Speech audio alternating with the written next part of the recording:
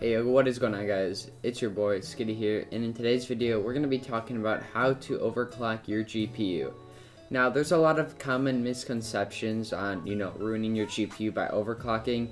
Now, although your lifespan of your GPU does decrease if you overclock it, it won't be a huge difference because the average GPU lasts, 5 to 7 years, and at most it will make it last like 6, 5 years, in which case the GPU will have already become irrelevant.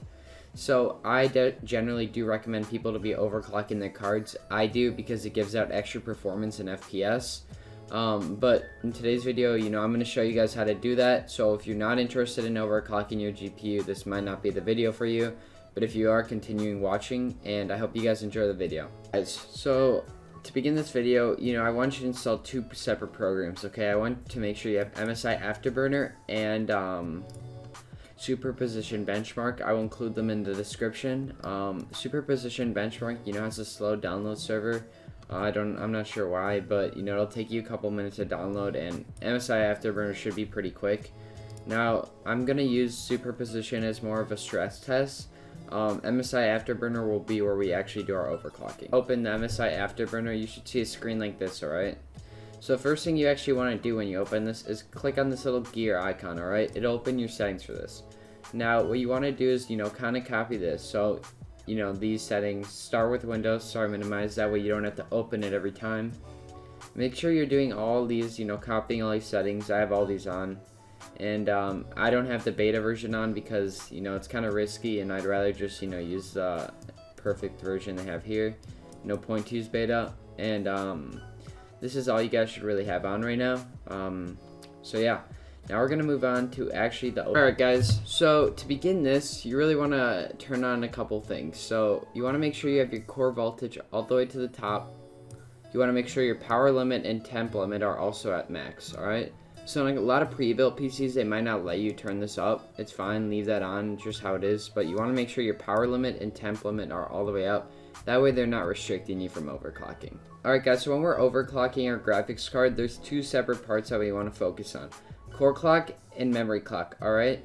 Now, to begin with, we're going to actually do core clock, okay? And we're going to make sure that we can get a score, a baseline score, to see, what our graphics card's at, and so we make sure that we don't overclock it or underclock it. You know what I'm saying? Anyways, I want you to use that program I gave you guys before called Superposition Benchmark, alright? And basically, you're going to open it, you're going to click Benchmark, Performance, and you're going to click 1080p Extreme, okay? And although it says like it's only using half my VRAM, you'll see it's going to stress a lot about it. So you want to make sure your DirectX and 1080p Extreme, and you're going to hit Run. I'm going to run it once, but I'm going to speed it up because I don't want to be running this consistently because I don't want my recording to lag.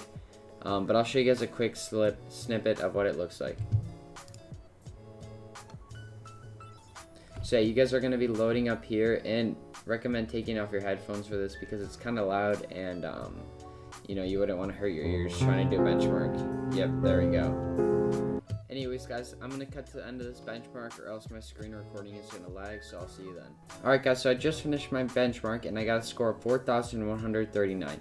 You want to make sure you can type this somewhere, as this is going to be your benchmark and what you compare your other scores after you overclock to.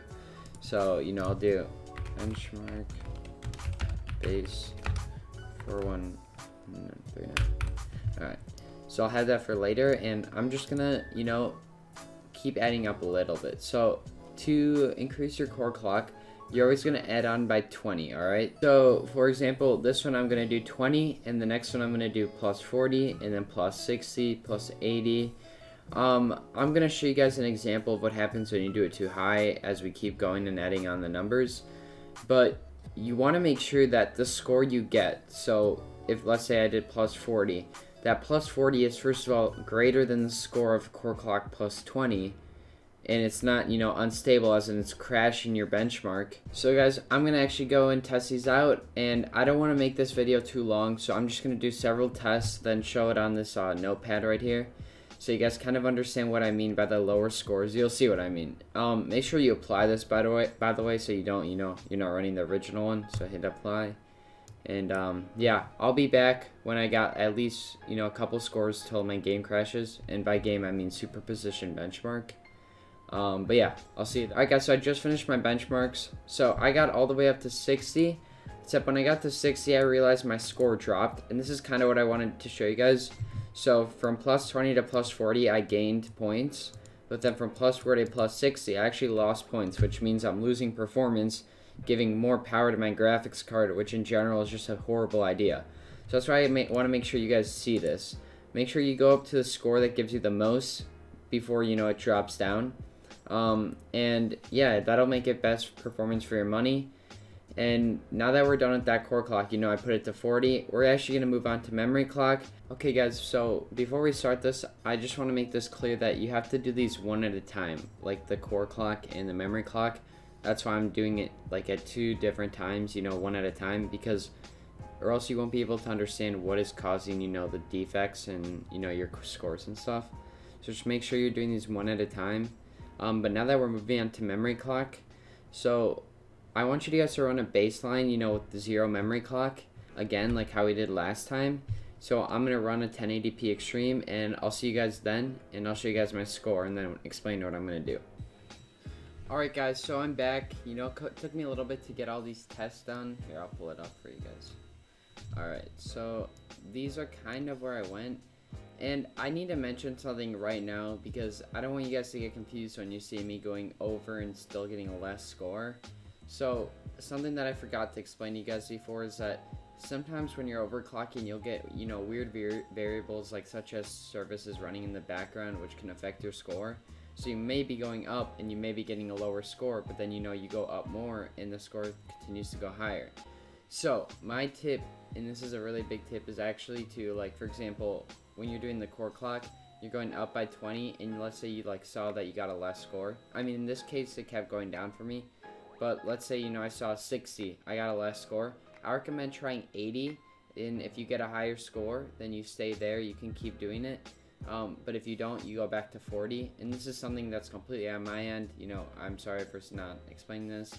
But for the most part, usually, for core clock at least, this will usually be the best one, just when you see it starts going downhill, do the one before that. But I wanted to kind of point that out for you guys. You can also see that here.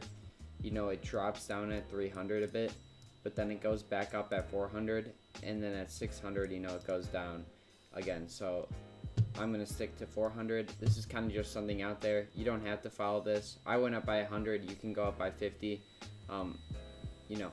Usually going by 100 is going to be a little faster for you guys, but 50 can get you more precise. But yeah, that's basically it. So right now, I'm stuck at 40 and 400, and that's basically it. Like I said, it's not too difficult to do this. Anybody can do it. To save your profile, all you're gonna do is you're gonna click this little button right here, and you're gonna click one of these numbers. I already have my own profile, so I don't need to do this. But you also want to make sure you're hitting startup, okay guys, because that's really important for this. That way it'll start up on Windows. Anyways guys, I hope you enjoyed the video. I'm sorry that I kind of cut out on a lot of things and made it a little bit more confusing than it had to be. If you guys have any questions, just leave those in the comments. I'll make sure to answer every single one. But for the most part, I think it was pretty straightforward. Just testing out different overclocks, overclocking, and running the benchmarks to make sure you're stable. Anyways guys, thank you for watching. I hope you have a wonderful day or night, and peace out.